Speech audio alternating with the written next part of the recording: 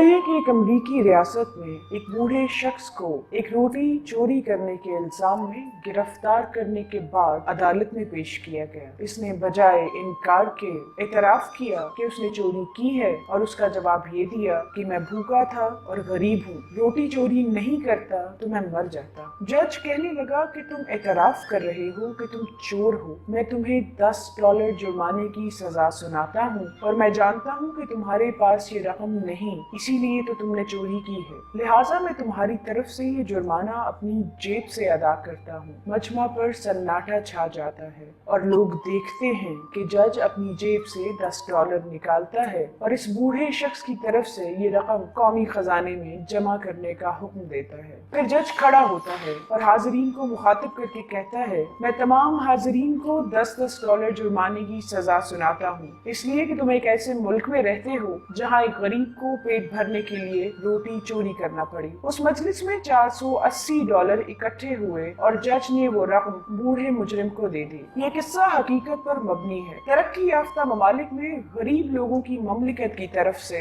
कफालत इसी वाक़े की मरहून मिन्नत है। सैयदना उमर रजी अल्लाह ताला अन्हा 14 साल पहले ही ये काम कर गए थे कि पैदा होते ही बच्चे का वजीफा जारी करने का हुक्म दे दिया। कभी कभी हम ये सोचते हैं कि 10 रुपए हमारे लिए कितने अहम हैं, लेकिन हम ये नहीं सोचते कि हमारे 10 रुपए हमारे लिए इतनी अहमियत नहीं रखते जितने कि इस लाचार के लिए रखते हैं जो जाने कब से भूखा है। तब्दीली के लिए हमें खुद को बदलना है। आइए मिलकर हम सब भी अपनी सोच बदलें, अपने लिए और अपनी इस पाक धरती के लिए। आए हम भी अपने मुल्क के लोगों का सोचें। किसी की खुशी का मौजब बनना सबसे बड़ी खुशी है।